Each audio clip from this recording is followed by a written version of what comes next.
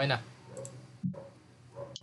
So, good day everyone. Today, i-report namin ang aming final project sa system integration. Pero bago yon, i-introduce ko muna ang aking sarili at ang aking mga ka-group. Ako si Lawrence Melodillar at ang aking mga ka-group na sila Espinile, Ralph Ryan at Torres Aprilin. Pa-next, pre. Ay, nadubla. So para po sa overview, ang amin ay review mode. Isa po siyang tool na binabasa niya yung review ng mga customers at sinasabi whether kung ito ay positive, neutral, or negative. Gumagamit ito ng sentiment analysis model para ma-analyze yung mga text at ipakita yung result ng malinis at mabilis maintindihan. Tinutulungan nito yung mga users na mabilis maintindihan kung anong napipil ng mga customers based sa mga written feedback. Pa-next po. Para naman po sa problem statement. Yung mga businesses po ay maraming customer reviews. Pero chine-check nila to one by one. Na nagkakaroon ng, it takes too much time. At yung mga important issues or pattern ay namimiss. At there's no quick way para makita yung overall mood ng mga customers, whether it's good or bad. Pa-next po. Para naman po sa design thinking. Next. Una na po is yung hills. Number 1 ay yung instant sentiment result. Yung users ay kaya mag-type ng review at immediately na makikita whether it's positive, neutral, or negative. At expected na 90% ang reviews. Yung pangalawa naman po is yung track review trends. Yung mga users ay kayang i-view weekly or monthly yung mga summarize na pinapakita ng customer mood. Ang time expected na 95% ang accuracy. Para naman po sa pangatlo ay yung easy to understand output. Yung system ay nagpe-present ng result ng malinaw at 85% ng users ay madaling maiintindihan ng mga customers madaling maiintindihan ng mga customers. Pa-next po. Para naman po sa sponsor user. Ang main users ay yung mga businesses owner at yung mga customer service team na need ng quick insight galing sa mga customer review na hindi na binabasa yung mga review ng one by one or manually. Pa-next po. At para naman po sa last part ng design thinking, ang playback. Ang unang problem na na-came up dito ay yung users wanted faster result. Ang solution dito ay yung system was improved to give quicker sentiment output. Yung pangalawa naman po is user wanted clearer feedback. Ang solution po dito is yung layout at labels were simplified at malinis. Yung pangatlo ay yung user wanted better accuracy. Ang solution dito ay yung sentiment model was upgraded for more accurate result. Next po.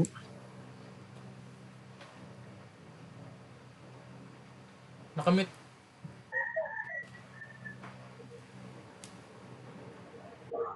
Ngayon naman po ay dumako naman po tayo dito sa system architecture ng review mode. Dito po makikita kung paano nag-i-interact ang bawat part ng website para makapagbigay ng sentiment analysis.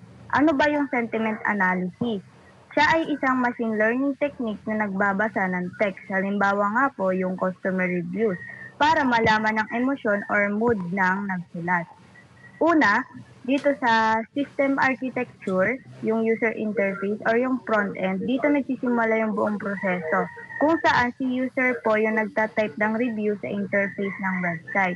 So, ang role po dito ng user interface, dito po siya yung nagko-collect ng review text at pinapasa niya sa backend. Then, pagka-click ng submit, magti-trigger na yung API request. Tapos, pupunta naman dito sa backend API or PHP processing layer. Pagdating po ng review sa backend, dito, ito yung una pinaprocess. Ano nga yung ginagawa ng API? Siya yung nagbabalidate kung tama ba yung format or may laman ba. For cleaning, siya yung nagtatanggal ng special characters using inaayos po niya yung spacing. Then pangatlo, siya yung nag-handle ng communication doon sa machine learning model at sa database. Kumbaga, siya po yung controller ng buong system. Then, pupunta naman po sa machine learning sentiment model or sentiment analyzer. Galing sa API, ipapasa niya yung review sa machine learning model. Ang ginagawa dito ng AI, yung tatlong task, which is i-discuss ko nga po mamaya. Yung sentiment classification, polarity detection, confidence scoring, dito po siya yung utak ng review mode. Then dito naman po sa database, siya yung storing or storage and updating layer. After ma-process po yung machine learning model, ibabalik niya yung result sa backend. Isi-save niya yung backend sa database. Yung mga review, sentiment result, confidence score, at date at time nung na-process. So, ang purpose po ng database ay para may record ng lahat ng reviews para pwede po ulit maulit or i-access ng system kung kailangan para organize ang storage. Then, panglima ay yung output or yung front-end display. Once na kumpleto na yung analysis at stored na ang data, ibabalik ng back-end ang final result sa front-end. Pinapakita sa user yung sentiment category, confidence score, at visual mood indicator kung saan nakikita ng user bilang final output. Pa-next slide po. Then, dito naman po sa data flow ng review mode, step by step kung paano gumagalaw ang data sa system.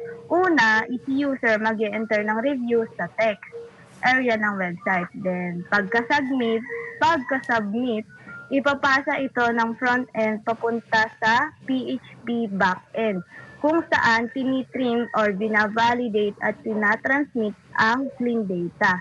Then, pangatlo, yung back-end ipapadala ang clean review text sa ML model analysis. Then, pang-apat, ang machine learning model, siya yung magbibigay ng result or sentiment category or confidence score. Then, panlima, ibabalik niya doon sa back-end, ibabalik ng back-end ang result papunta doon sa front-end at ipapakita noon as a mood output. Next po. Then, dito naman sa machine learning integration, sa review mode, ang machine learning integration ang nagbibigay ng intelligence sa system. So, kapag nag-submit ang user ng isang review, ang text ay ipinapasa ng PHP backend sa sentiment analysis model. So, dito nagaganap yung mga automatic analysis ng tone, context, at words. Pagkatapos ito, ibabalik ng machine learning model ang sentiment results kung saan mayroong positive, neutral, or negative, kasama na ang confidence score.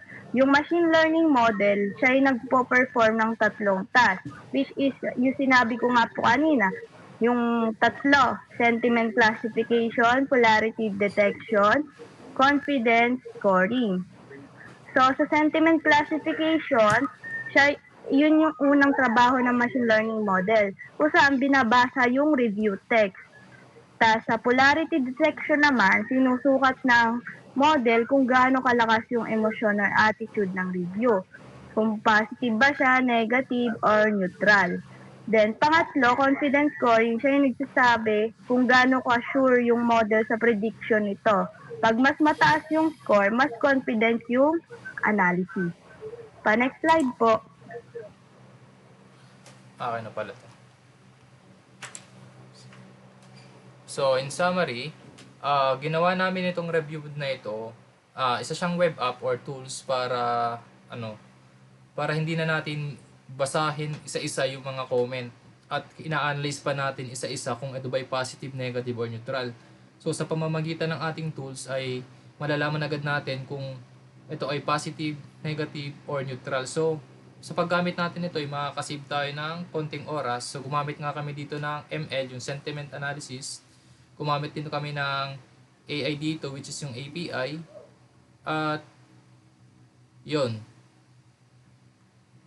So tinutulungan nito yung mga may mga business na yung may mga cost, para malaman natin kung yung mga customer ba ay yung mga product pala natin is kailangan natin i-improve base dun sa ating mga comment. So nade-detect nito yung emotion ng ating mga customer, and ayun. So yun na.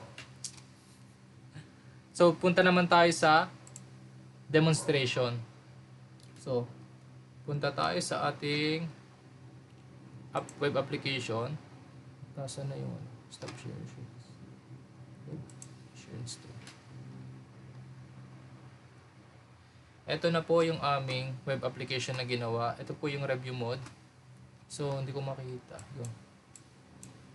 So pakita mo natin yung home. Ito po yung aming home page. Ito po, 3-in-1 na po siya. Instant result. So yun nga po, malalaman agad natin yung result. So meron kaming sentiment detection. Ito po yung sinasabi namin kanina na ito po yung makaka-detect, makaka-identify kung positive, negative, or neutral sentiment. And ito naman yung sentiment strength. Malalaman natin kung medyo positive, slightly negative. Ayun, ito yung sentiment strength. And gumamit din po kami ng keyword highlighting para makita natin yung mga word na positive. Like halimbawa, not good or never satisfied or good. I-highlight niya po ito sa baba ng ating application.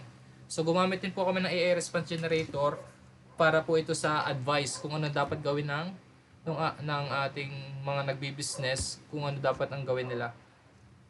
So start analyzing. So kukuha lang po tayo ng mga sa AI ng mga unahin muna natin yung positive. So kukuha muna tayo ng halimbawa comment. So punta muna tayo sa positive ito. I am really impressed because the product, ito po ay positive to, galing po sa ating AI. So i-analysis natin. So ayun, positive. Ito po yung highlighted and review. So makikita po natin na merong grade. Then ito po yung AI advice na mag-a-advise po sa atin. Ayun po. So meron po tayong clear dito. Yan. Then okay, isa pa pong positive comment ang ilalagay natin para makita po natin kung accurate po siya. Ito po. Yan, positive po ulit. So meron naman nakalagay dito na best, and dito po ay merong great. So makikita po natin na positive siya. Gawa po nitong meron din po tayong highlighting review Makikita rin. Then ito po yung kaninang sentiment na sinasabi yung slightly positive. Then ito po yung ating sentiment na Yan po. Tapos punta naman po tayo sa ating negative. Ito. Wala. Ito po ay negative comment. So, analyze po natin. Ay, neutral pala to. Wait lang. Nagkamali. Neutral comment pala to. Ito pala, mali pala yan. Ito pala yung negative. Mali pala yan.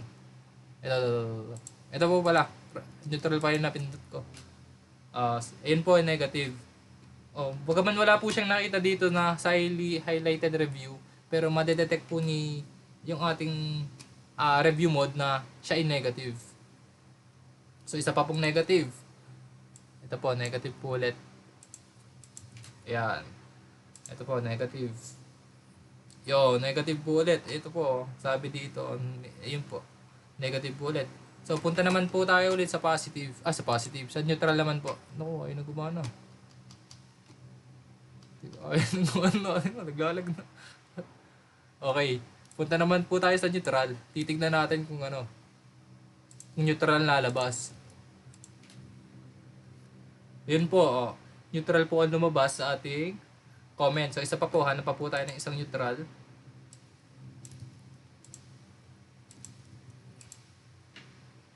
So yun. Yun lang po yung aming review mode. So para lang po, hindi na natin pong manual na basahin at i-analyze natin kung negative or positive. So magagamit po natin ito sa ating mga business kung gusto po natin malaman kung maganda po yung product natin based sa sinasabi ng ating customer. So, yun lang po. Thank you very much.